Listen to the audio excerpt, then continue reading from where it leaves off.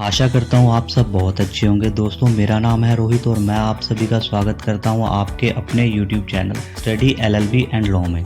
दोस्तों, आज हम पढ़ने वाले हैं लिमिटेशन एक्ट 1963 यानी कि परिसीमा अधिनियम 1963। परिसीमा अधिनियम 1963। सबसे पहले हम बात करेंगे कि परिसीमा अधिनियम होता क्या है, इसकी आवश्यकता क्यों पड़ती है या क्यों पड़ी। परिसीमा अधिनियम मैं आपको एक एग्जाम्पल के साथ भी समझाऊंगा, तो वीडियो को लास्ट तक जरूर देखिएगा। और चैनल को जिन्होंने अब तक सब्सक्राइब नहीं किया है वो प्लीज चैनल को सब्सक्राइब कर दें और ज्यादा से ज्यादा शेयर करें। तो सबसे पहले मैं आपको कुछ बेसिक बता दूं। लिमिटेशन एक्ट सबसे पहले 1859 में स्थापित किया गया था, जो 1862 में अस्तित्व में आया। कुछ चरणों में विकसित होने के बाद 1963 में परिसीमा अधिनियम के रूप में ये लागू किया गया।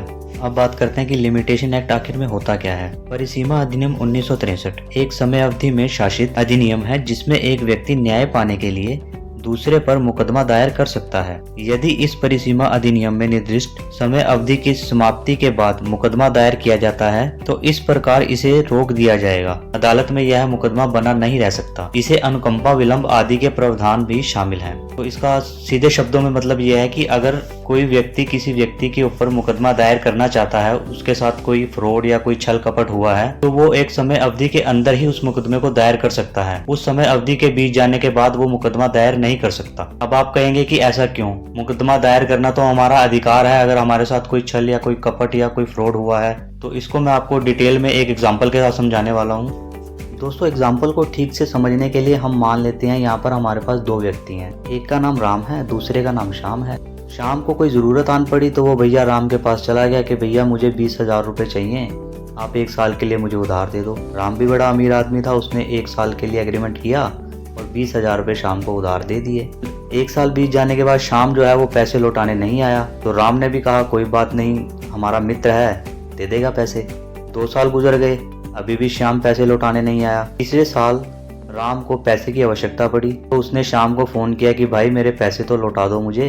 तो श्याम फिर आनाकानी करने लगा कि भैया दे दूंगा थोड़े दिन में। ऐसे करते करते 1 साल और बीत गया, 3 साल गुजर गए। तो अब क्या राम अपने पैसे वापस लेने के लिए मुकदमा दायर कर सकता है श्याम के ऊपर? आप बताइए, कमेंट करके बताइए कि हाँ या ना कर सकता है या नहीं कर सकता। नहीं तो मैं तो बताने ही वाला हूँ जी। इस सिचुएशन में राम श्याम के ऊपर मुकदमा दायर नहीं कर सकता, क्योंकि परिसीमा अधिनियम के अंतर्गत धनराशि के मामले में या लोन का कोई मामला हो, यानी कि धन से रिलेटेड कोई भी मामला हो, उसमें समय सीमा 3 वर्ष तक तय की गई है। यदि 3 वर्ष के बाद आप मुकदमा दायर करेंगे तो आपके मुकदमे को दर्ज नहीं किया जाएगा।